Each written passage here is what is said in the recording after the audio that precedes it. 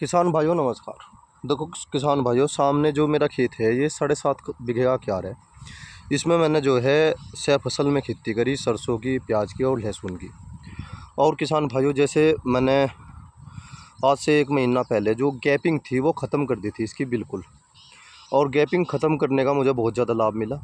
और किसान भाइयों देखो, फिर भी मैंने एक पुली जो गन्ना था उसकी नर्सरी तैयार कर ली थी। देखो ये रही, ये देखो यार, नर्सरी तैयार कर रखी है मैंने किसान भाइयों अपनी।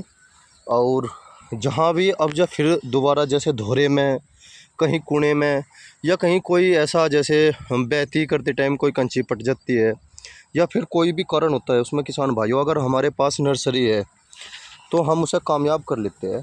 देखो किसान भाइयों, बल्कि कल मैंने जैसे इसमें अपने खेत में जो है उर्वरक लगवाया, तो जो मेरे पास बंदे हैं, 2 नौकर है वे, उन्होंने जो है इसमें भी डाल दिया। देखो प्रोडक्ट जो है इसमें भी डाल दिया जो भी था उसमें। हालांकि मैंने कहा नहीं, उनके तो दिमाग में यही आया भाई गन्ने में जहाँ भी गन्ना जम रहा वहीं पे डाल दो। अब जब ये 3 दिन बाद चले जाएंगे किसान भाइयों, आप देखो नर्सरी कितनी अच्छी चमकारी। अब जो है मैं एक नर्सरी, एक ये देखो किसान भाइयों, ये देखो, देखो पत्ती भी गड़ गई और जर्मिनेशन चल रहा है। और ये देखो किसान भाइयों,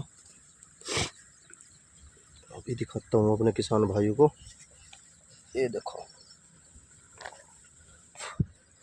देखो किसान भाइयों, जैसे यह कंची है, इसमें 2 आँखें हैं। देखो, एक या बड़ी है, एक छोटी है।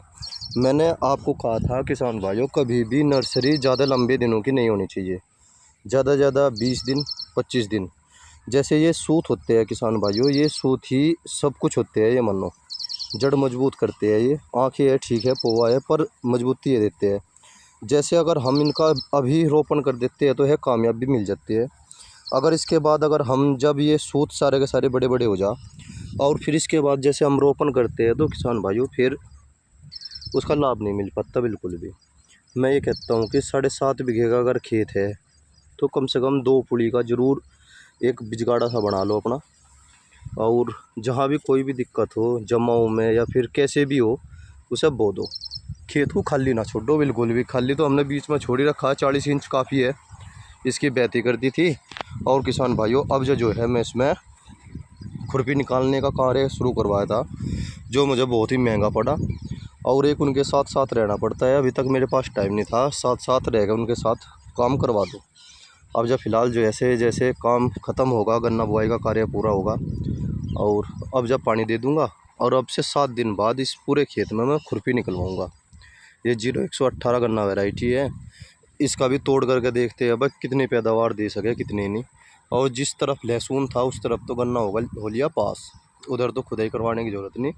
ये मानो 7 बीघे के क्यार में ज़रूर खुरपी निकलवानी पड़ेगी, ज़रूर। अगर नहीं निकलवाई तो नुकसान हो जाएगा किसान भाइयों। जय किसान।